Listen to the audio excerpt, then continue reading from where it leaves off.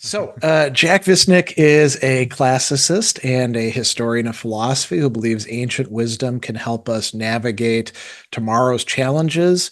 His PhD is from Princeton University, where he wrote his dissertation on ancient Stoicism and the notion of moral duty, and then expanded that into a book that some of you may be familiar with, The Invention of Duty, Stoicism as Deontology.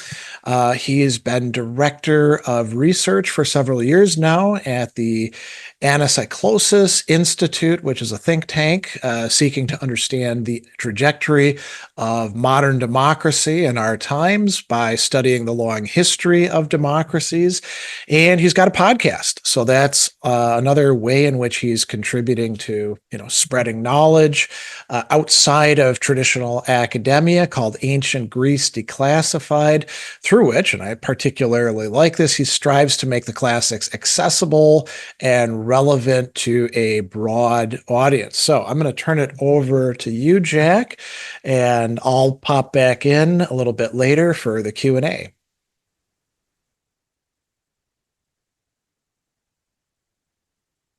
You're muted, Jack. Thank you very much, Greg, for that very generous introduction. And I also want to thank all the organizers of this year's Stoicon. It is a great honor for me to be at this amazing and so important gathering for Stoicism and to speak alongside other incredible speakers. So thank you. Now, my talk is about how you can determine the right thing to do in any given situation. Let me just pull up there. Okay. So the ancient Stoics claimed that by mastering the doctrines and methods of their school, one could learn how to make impeccable moral choices and thus appear almost like a god to one's fellow humans. In other words, the sufficiently practiced Stoic always knows the right thing to do in any given situation. But how? I mean, what is the method by which he or she figures that out? That's a big mystery, because the Stoic texts that we have today, which are only a tiny fraction of all the Stoic texts that existed in antiquity, do not include a clear presentation of this method. I've spent years combing through the various texts and fragments, trying to piece it all together. And in this talk, I'm going to present to you a reconstruction of the Stoic method of practical moral deliberation. In other words, how you figure out the right thing to do in any situation. As far as I'm aware, no other scholar has attempted to do this. And what I hope to show you today is that this method is remarkably sophisticated. It's quite unique in the history of philosophy, and it's practical. Anyone can apply it to their own life and thus make better, more consistent, more ethical decisions, at least according to Stoicism. So the term that the Stoics used for the right thing to do is kathekon in Greek and officium in Latin. And in this talk, I'll be translating those terms as moral duty. And I should note that there are some scholars who resist that translation and prefer to call it appropriate action. If you want to know why there is this dispute, just search by my name in YouTube and you'll find a number of podcasts where I've discussed it. You can also check out my book, which sadly is prohibitively expensive. It's not my fault. I didn't get a penny from it. That's academic publishing for you. And that's one of the reasons why I like giving these talks, because I want to make my scholarship accessible. In any case, whether we call it appropriate action or moral duty doesn't affect the substance of this talk. The point is, how do you actually determine your kathekon or officium, however you translate that term? And maybe I'm crazy, but I'm going to try to answer that in the next 25 minutes to also leave time for questions at the end. And in case you're wondering, how is this connected to the theme of this year's conference? Well, the concept of the Cosmopolis will be important in the determination of one's duty. Now, I'd like to start with a question that I invite you to think about. Why do we use the phrase in English, the right thing? As in, you did the right thing, or I'm not sure that was the right thing to do. This phrase, which we use frequently and unquestioningly, assumes that there is, if not always, at least usually, the right thing to do. But why is that? Why can't there be several equally good options? I believe that this way of thinking originated with the Stoics, because in earlier philosophy or in earlier Greek literature, you don't find such talk of the right thing. Figures like Socrates, Plato, or Aristotle, they often ask questions like, what is the wise thing to do here? Or what's the just thing in this case? Or what would be most advantageous, most brave, most moderate? But there is never an explicit claim that there is only a single right thing to do in each case. Enter the Stoics. They come on the scene in the generation after Aristotle and say, it doesn't matter which question you start with, whether it's what's the just thing or the brave thing or the wise thing to do, all of those avenues of deliberation should lead you to the exact same goal. And they introduce a brand new ethical term into the philosophical vocabulary to denote that, which is kathekon, later translated as officium in Latin, and which I call moral duty. In other words, the Stoics say that if your deliberation on what's the wise thing to do leads you to a different conclusion than you're thinking on what the brave thing to do is, you've made a mistake somewhere. You got to go back and check your work. And when you do the calculations right, you'll find that the wise thing is the just thing, which is also the brave thing, which is also the prudent and moderate thing. In other words, all of the virtues point you to one and the same action, the right thing to do, your kathekon, or moral duty. The Stoic philosopher Panaetius illustrates this with a beautiful analogy. He says the virtues are like archers who are all aiming their arrows at the same target, and that target is your duty. Now, one of the reasons that the Stoics developed this way of thinking has to do with the cosmopolis. If, as they believed, all human beings are co-citizens of one universal polis or political community, well, every political community is bound by some law. So as cosmopolites, we must all be subject to the same law. And for the Stoics, that is a moral law, not a written one. But it's a law that reason has the ability to discover. And your moral duty is like a local snapshot of that cosmic law at some particular time and place. To do your duty is to follow the cosmic law. So how do you figure out your duty? Or to ask a more specific question, how did the Stoics teach their students and followers to determine their duty? Up until a couple decades ago, most scholars tried to answer this question by looking for rules of conduct that the Stoics included in their writings. Things like listen to your parents, don't kill people, don't commit suicide. And we do find such injunctions in the Stoic writings. The problem that these scholars ran into, however, is that the Stoics also discussed exceptions to those rules. You are allowed to disobey your parents if they are prohibiting you from studying philosophy, because there's nothing better than studying philosophy. If you are Brutus and your friend Caesar is trying to destroy the Republic and make himself tyrant, you are allowed to kill him. And if you are a philosopher like Cato or Seneca, and the only way you can stay true to your Stoic principles is by killing yourself, well, then you're allowed to make a rational exit from life, as the Stoics euphemistically say. In short, scholars were having a really hard time finding a single rule of conduct in any of the surviving Stoic texts that does not have exceptions, according to the Stoics themselves. Now, 3 decades ago, it was a breakthrough and radical shift in the scholarship led by Paul van der Weerd, Brad Inwood, and Katja Vogt, who will be giving a talk later today, actually. And these scholars looked at the evidence and said, you know what, maybe there are no fixed rules in the Stoic writings for a reason. Maybe they didn't believe in fixed rules of conduct. They then developed convincing arguments that that was in fact the case.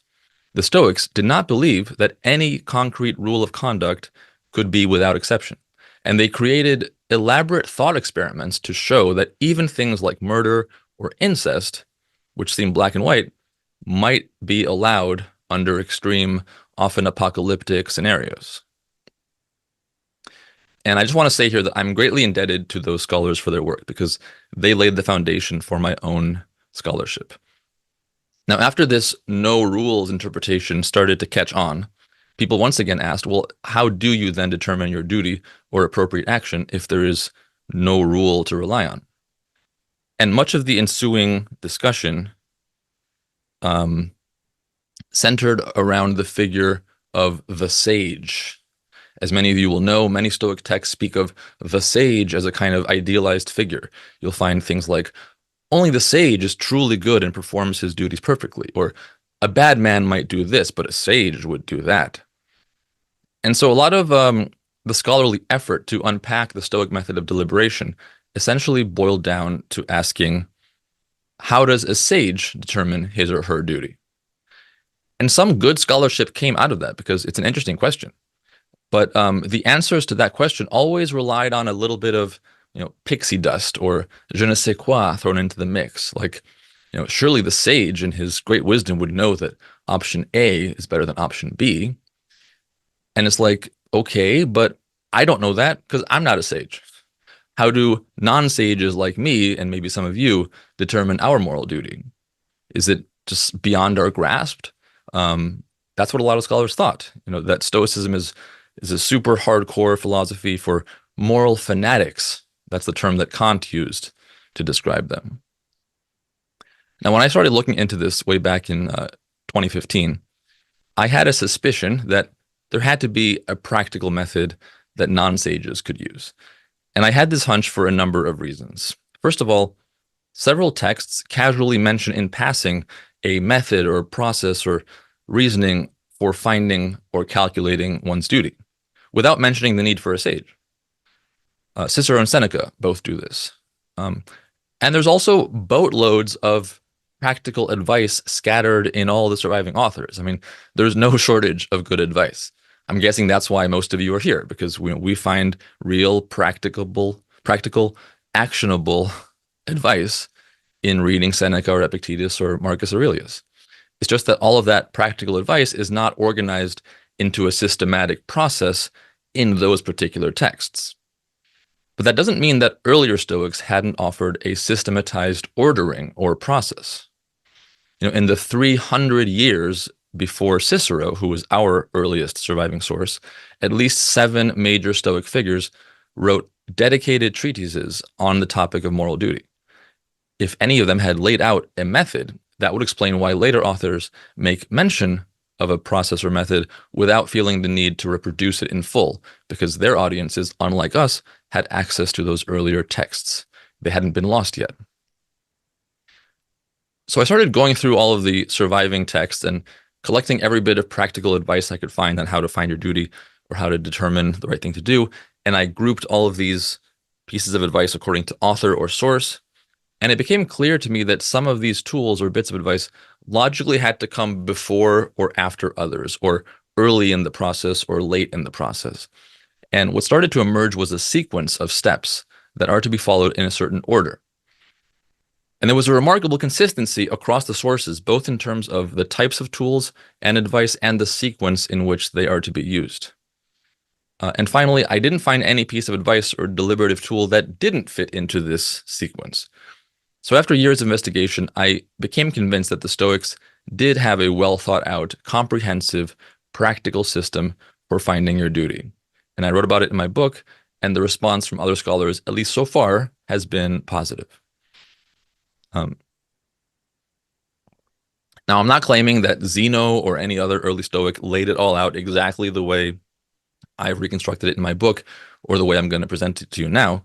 I'm just saying that they did have a system. It had a certain order, and all the different components work together, kind of like an algorithm whose output is your duty. Now let's dive in to what that algorithm is. And here I'm going to share a slide again.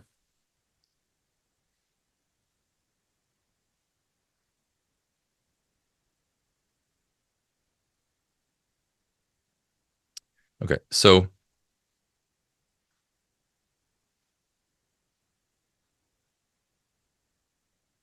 luckily for us, there is a very clear starting point and a very clear ending point to the process of moral deliberation. The starting point is expressed in the Stoic principle that your duty is that which reason compels you to do. So before you even start considering your various options in any given situation, you can prepare yourself by saying, I'm only going to do that which reason commands or that which can be rationally justified. And the final stage of deliberation is that once you've gone through all the various steps and determined what your duty is, you got to do it. All the sources say that at some point or other that you can't neglect to do something that you've determined is right. And there's no stage of deliberation after that. You're done. So these two precepts, the one about reason and the other about warning against negligence, form the two endpoints of the process, and everything else must be sandwiched in between. And what's sandwiched in between falls under two main categories. One is the consideration of virtue, to ask, which course of action is virtuous or in line with virtue. And the other is the consideration of value, to ask which course of action is most expedient or useful. Both types of reasoning are discussed by the various authors, and it's clear that the consideration of virtue has to come before the calculation of value. As many of you will know, the Stoics famously claimed that the only true good is virtue. Everything else that people normally call good is not really good. It's indifferent, right? Things like wealth, health, money, pleasure, these are indifferent with respect to good and bad. But they do have value. They are to be preferred if doing so does not come at the expense of virtue. So the first major stage of deliberation, once you've committed to following reason, is to make virtue your guiding principle, your North Star, as it were, because that's the only true good. And there's a bunch of tools and techniques that the Stoics offered to help you choose the most virtuous action and to filter out any courses of action that seem attractive at first, but actually go against virtue. And once you've done that and followed all the Stoic tips and filtered out all actions that are not in line with virtue, you still might find yourself in a dilemma. You might have a few options left. And that's when you move on to stage two, a consideration of value. But once again, it's not easy. There may be more dilemmas that are hard to cut through, and the Stoics offer, again, some sophisticated tools to do that. And once you've completed that stage and narrowed down your options to one best option, you're done. You found the right thing to do. The only thing left for you to do is to actually act on it and not to be negligent. So that's the basic structure in a very simplified nutshell. And now we have to get into the weeds. Now, some of you might be thinking, do you really have to go through this entire process for every decision you have to make? And the answer is, of course not. The Stoics make it clear that in many cases, you simply know what the right thing to do is. Like if you see a baby drowning in a river, you jump in and save it. There's no further thought process needed. Other times, asking yourself a simple question might be all you need. Like, what would Socrates do in this case? That could be enough of an intuition pump to make the right course of action obvious. Sometimes it is abundantly clear what one of the virtues demands in a given scenario. And since all the virtues, as we said, point to the same goal, you can rely on that one to make your determination. For example, in the case of the drowning baby, suppose you're having a bad day and you haven't had your coffee yet, and for some reason it's not immediately obvious to you what you got to do. You could ask yourself, what would the courageous thing to do be? And the answer is obviously jump in the river. So you do that and save the baby. Most decisions do not require the full Stoic method of deliberation outlined previously. However, every time you do use some Stoic tool or principle to help you make a decision, you are employing a piece of that method. And the harder the decision, the more components of that method you may need to work through. And if it's a really, really tough decision, you might have to go through the whole thing. Now let's dive into stage one, the consideration of virtue, and explore that. Seneca says that one must declare allegiance to virtue and make that the sole motivating factor in our actions. But what does that mean? How can virtue be the motivating factor in everything we do? Like, what if I eat lunch or pick up my kids from school or take a nap? Can those actions be motivated by virtue? According to the Stoics, we should be able to refer our every action to some ultimate goal, to that is to explain its ultimate end.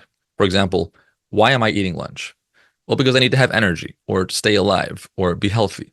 But why do I want those things? They're not ends in and of themselves. So one might ask, why do you want to have energy or be healthy? And the Stoic could say, well, so I can do things. Well, what kind of things? Well, virtuous things. Well, why? Because doing virtuous things is the highest good. It's the good life. There's no higher good you can appeal to. Virtue equals happiness equals the good life is it. So in this case, I was able to refer a seemingly banal action, eating lunch, to the ultimate end of virtue. And we're supposed to be able to do that for everything we do. If instead we are unable to reasonably claim that an action is done for the sake of virtue, but we can only refer to utility or pleasure as its final end, then that action has a poor chance of being our duty. Now, one of the purposes of asking this question, can I refer my action to virtue as the ultimate end, is not to discover what my duty is per se. It's rather to narrow down my options by filtering out non-virtue aligned ones. In our daily lives, we have a lot of options. At any given time, you can do a bunch of different things. So how do you narrow down your options? Well, there's a type of tool for that the Stoics offer, which they call kanones in Greek and regulae in Latin. And once again, I invite you to look at the slide here. So a canon or regula literally means a measuring stick or a ruler. And when the Stoics use these terms, they mean it metaphorically. A regula is a mental tool with which you test or measure an action you're considering. In the same way that a ruler gives you a stable and unbiased measurement of an object, these regulae are meant to help you dispassionately and objectively evaluate actions you are considering. Some of them can tell you right away if an action can be referred to virtue as its ultimate goal, and thus you can use them to quickly cross out all non-virtue aligned options. So let's take a look at some examples of these regulae. The first one you see is from Epictetus, and it's a question he has his students practice every day whenever they feel an inclination to do something. He told them to ask themselves, is this thing that I want under the power of my will? If the answer is no, then it can't possibly be a true good, because only virtue is good, and virtue is always in our power to pursue. This regula is a kind of quick hack to test if an action you're considering can be referred to virtue as its ultimate end. And if it can't, you cancel it from your list of options. Now let's consider another example. Well, actually, sorry. Yeah, so how does this work in practice? Well, let's say you're walking around town and you see someone with a Lamborghini and fancy clothes, and you think, man, I wish I had that. Maybe I should find a more lucrative career. You know what? I'm going to quit my job as a teacher and go work for a bank or a gangster. Ask yourself, says Epictetus, is this thing that you now want under the power of your will? In this case, is money or riches under the power of my will? No, it's not, according to the Stoics. Therefore, it cannot be the good, cannot be virtue. And therefore, following your impulse to pursue money cannot be referred to virtue as its ultimate goal. So cast it away, says Epictetus. Put it out of your mind and carry on. Now, he's not saying you should not work in a job that makes a lot of money. He's saying if that is your sole motivation, you're going down the wrong path. The second regula in the chart works similarly. Is this thing that I want stable? If the answer is no, then again, the action you're considering is not for virtue's sake and should be discarded. And in this case, you could say, is money and wealth stable? No, it's not. All kinds of things can happen to the most careful people and take their money away. So now the remainder of the regulae on this list are slightly different. They're used to evaluate actions as such, not the ends to which actions are oriented, and they're more helpful for the later stages of deliberation. So we can get back to that if we need to. Let's just recap what we've discussed so far. The first question to ask yourself whenever you are having trouble deciding what to do is, what is the virtuous thing to do? Sometimes the answer is obvious, so you go do it. Sometimes it's not obvious, or there are multiple options, in which case you use the regulae to narrow down your choices. And if you narrow them down to one option, then you're done. you go perform that action, you found your duty. But what if you've applied the regulae, you filtered out a lot of bad options, and you still have a few left? Or what if different virtues seem to point you in different directions? How do you solve such a dilemma? Well, the way you do that is by considering your roles in life. While the Stoics did not accept any fixed rules of conduct, they were all about roles. Now, what are roles? Well, in my case, my roles are human, man, son, brother, American citizen, citizen of the Cosmopolis, historian, educator, for example. So those are my roles, and any action I take should be consistent with all of them. So if I'm considering an action, I can ask myself, is this action consistent with my role as a son or husband or American citizen or teacher? And if not, you cross it off. So thinking through your roles further narrows down your options. Now, all of the surviving Stoic writers discuss roles to some degree, but I find Cicero's discussion most helpful because he groups all the roles into four, what he calls personas, personae in Latin. And it's just a handy way to intuitively sort everything out. So your first persona is rational, social, animal. Okay, because nature, which is a providential thing, has made us humans to be rational and social, to help each other out. So, is this action I'm considering doing consistent with me being a rational social animal? If not, cross it out. Your second persona is everything that nature has given you. Are you tall or short by nature? Do you happen to be really fast? Are you very patient and good with arts and crafts? Are you skillful with your hands, with mathematics? The Stoics believed that you have an individual nature and you should optimize your decisions based on that. You should follow the things that nature has given you. This third persona is what chance has given you. Are you an aristocrat or a poor person? Do you have a lot of friends? Are you unpopular? For them, this was largely subject to chance. And again, you should do things consistent with your role. And the fourth persona is the sum total of your choices in life, especially your profession. So is this action I'm considering consistent with the profession I've chosen or with the way I've made choices in the past? And if not, that's a red flag. So by going through these four persona, you can severely narrow down your choices even more. And in many cases, that's now the end point. You're done. You found your duty. You can go on.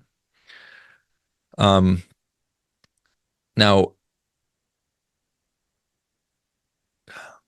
you might be thinking, how does this have to do with virtue? Like, why am I putting these roles under the stage of deliberation that's all about virtue? And the reason is that consistency through life is a virtue. And more importantly, when you're doing role ethics, you're harnessing the virtue of decorum, which is a very special virtue. Now, decorum, which means that which is seemly or fitting or appropriate or proper, it might sound like a superficial virtue compared to the big cardinal virtues like wisdom and justice, but here's why it's special. As Cicero explains, we have, if you watch a theater play or a movie and a well-known character like, let's say Batman comes out and says something not in keeping with that character, everyone, no matter how educated or not, no matter how schooled in philosophy or not, knows instantly that something's off. Like Batman would never say that. No way.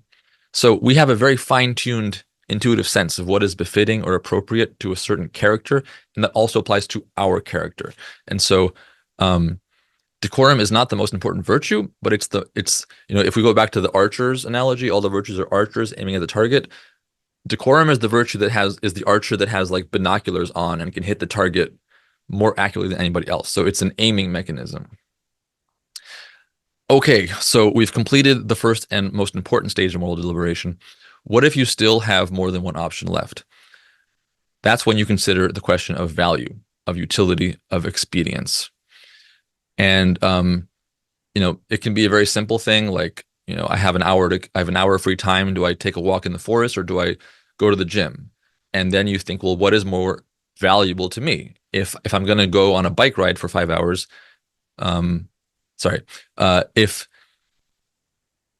if I need to like relax my mind, then maybe I will go for a walk. If I'm trying to, build muscle for whatever reason, I'll go to the gym. Now let's consider a more difficult example to make things a bit more interesting and show you how flexible this tool is. Let's consider the famous story of the Uruguayan rugby team whose plane crashed in the Andes in 1972, and they were stranded in the snow and freezing cold for months, and some of them survived by eating the flesh of those who died. Now, the Stoics actually discussed such scenarios of eating human flesh in extreme circumstances, and we know from their examples that according to their system, these rugby players did the right thing. But how and why? Like, if you're one of these players and you're wondering, should I eat my dead friend or go hungry and likely die myself? Thinking through virtue might not help you, because we're dealing with strong taboos here, strong emotions of disgust, and there's no consensus among philosophers or ethicists or religions on what the right thing to do here is.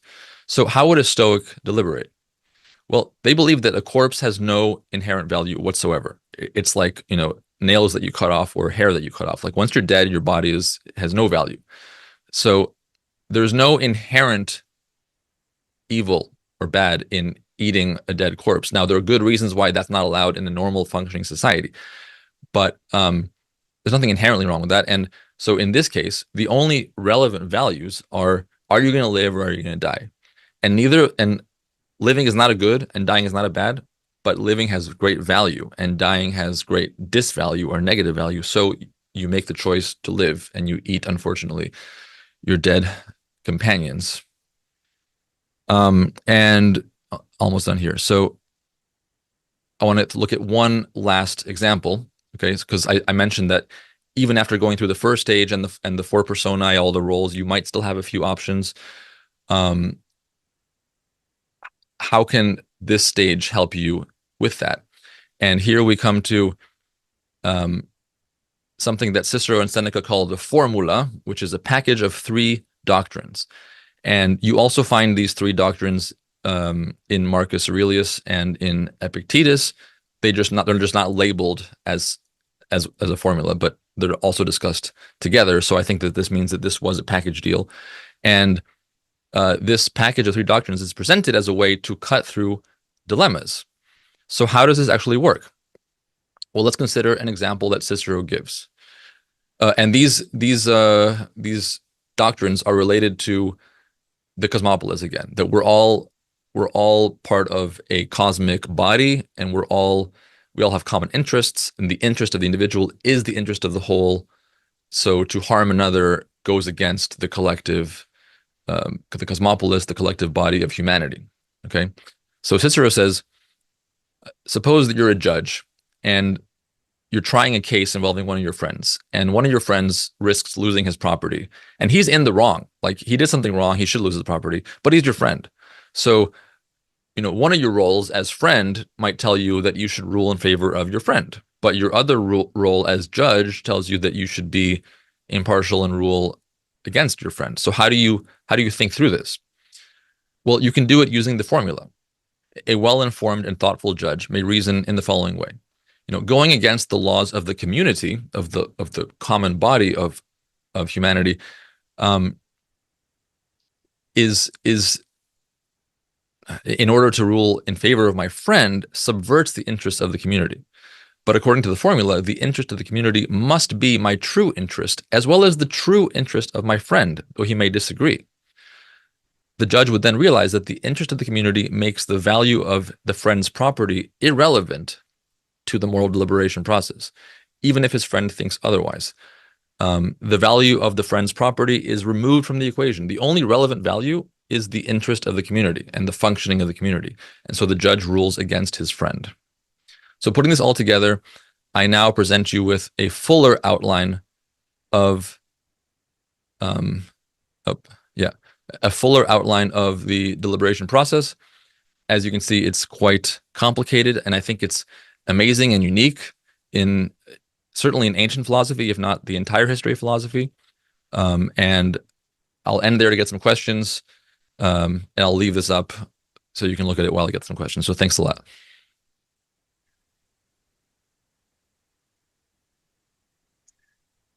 All right. Well, I think that we can go a little bit longer than scheduled because the lightning talks aren't quite an hour long. So maybe we can do about 10 minutes of Q&A, and we do have some good questions Mhm. already lined up. And the first one I'm going to pick is not the first one that was asked, but I think this would be a really interesting one to get your take on, Jack.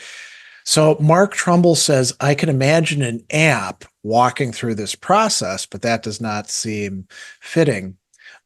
Is this something, you talked about an algorithm earlier. Is this something that we really could reduce down to the type of process that we could rely on an app? Or is there always going to be some sort of human factor that has to be involved here? What do you think? That's a really interesting question. And actually, as I was looking at the time and I was cutting out some pieces, I was going to mention this algorithm thing at the end and say that I think this method should be of interest to modern ethicists that work on AI, because Yeah. with the exception of like Derek Parfit, who claims to have his own full blown system, I don't know of any other system that claims to have such a complete um, system for finding your duty. So I don't know what the Stoics would have thought of uh, of AI of an app. I think that they wanted to make this as rigid and logic based as possible. The goal was, like, the Stoics really believe that your mind is a rational entity, right? Every time you are irrational, it's your rational entity glitching. You don't have a. It's not like Plato where you have a separate irrational part and a separate Yeah. thumos, right? Like, you have a rational brain which often makes mistakes, but it's still a rational brain. So, and for them, reason proceeds with words and sentences and, prepositions. So, you know, I think that they might have intended this to be a something that a logical machine could work out. Now, there still is, when you get to then the roles and your individual nature and Yeah. Yeah. your history of choices. I mean, no app can know your history of choices. No app can know, um, what your main goals are in life, really. I mean, so when you go through the roles, there are some personal elements that I don't see how any app could really um, make use of. But if we were ever going to train an AI to have its own personas and its own ethical system, we might test this out. Okay. So here's another question coming a little bit earlier from Sasha. Mhm. This strategy looks like it requires some time for deliberation. Do you have any insight into Stoic strategies for ad hoc action, or would you say this could be achieved through premeditation alone, where premeditation would be, Yeah, you could say, a shortcut or yeah, preparation for this? yeah. So again, this is not a process that most Stoics would use very often. Okay, it's the process that's available should they need it. Now, I mentioned earlier that a lot of the scholarship in the past 30 years was aimed at asking how would the sage determine his or her duty, right? And the interesting thing about a sage is that a sage is never unclear about virtue being the end of their actions. And so one of the conclusions of that kind of scholarship was that the deliberation process only deals with value. It doesn't ask the question, like, paradoxically, it doesn't ask the question, what's the most virtuous thing to do? Because the sage is never confused about that. It's the sage is like Lucky him or her. the sage is like this perfect filter, like just sorting out value left and right. Like, oh, this is valuable, this is not valuable. Yeah. Um, and so I think that's true for the sage. I'm not sure the Stoics believe that anybody actually was a sage. It's more of an ideal, in my opinion. But I think as you become more and more practiced, as you're a prokopton making progress in Stoicism, the steps you need to take shorten over time, and the first stage especially shrinks a lot over time. And uh, there's all these rules of thumb that, like the regulae, are meant to be quick and easy rules that you can, you often know what to do. And if you don't know, just one question, one of these regulae can, and I'll pull them back on the screen, so like, Mhm. like something appears to be very profitable. Like somebody's saying, I'll give you $1 billion if you just, kill this one person. Think of all the good you can do with that $1 billion. What's one life lost? Well, there's a regula. It says if an action is morally wrong, it cannot be expedient. So if there's something morally wrong there, the argument that this could be expedient has to be discounted, right? So they have all these shortcuts that shorten the process.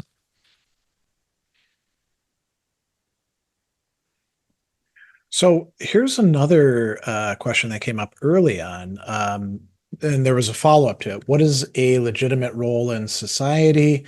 And then to build on this, many would disagree with what should be a role and what behavior should be associated with this role. For example, women and men. And we could think about, to the degree to which some of the ideas and injunctions that the classical Stoics give us are culturally bound, right? Yes. So how do we, well, let me ask you this, with the Mhm. model that you're proposing here, how do we get around those things? Do we just simply say that, well, they understood men and women's roles as being different from each other, however we want to frame it, but perhaps we want to be much more egalitarian about this. Um, where does that come in? I mean, I think, for example, about Epictetus Yeah. saying, with your father, you got to put up with all of his crap, and you know, Yeah. in ways that I think today we'd be like, well, no, that's abusive, and I don't have to put up with that.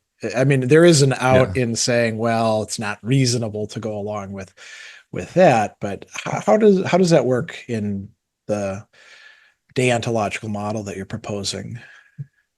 So when we get to roles, we are getting to a territory that is not as logically deterministic as the other stuff. Um, and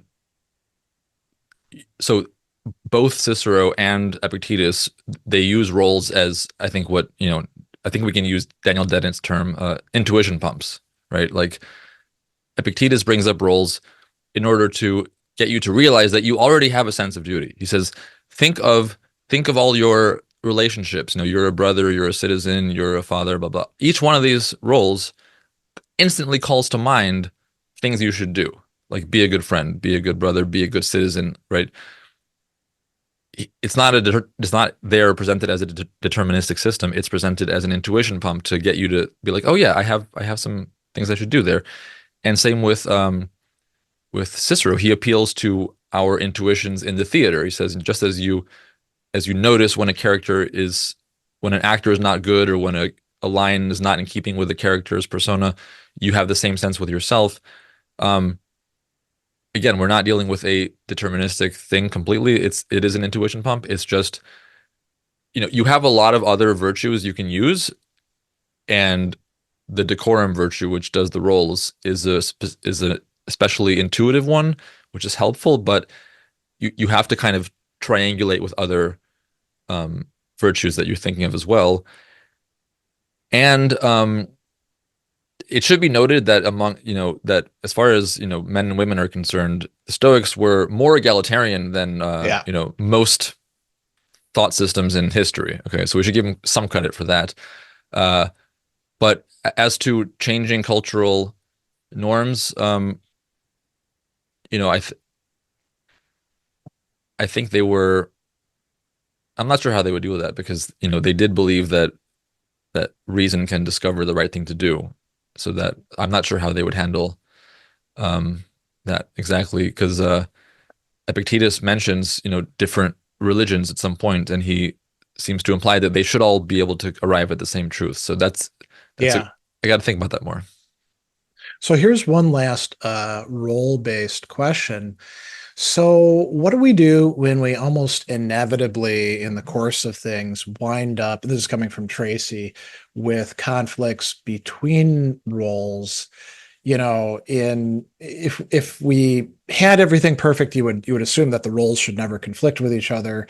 But I mean, all of us, I think, have had the experience of feeling different obligations tugging us in different ways, and they're all legitimate obligations. Alistair McIntyre has this great piece about moral dilemmas where he says there are genuine moral dilemmas, but it's always a sign that something has gone wrong somewhere, with us.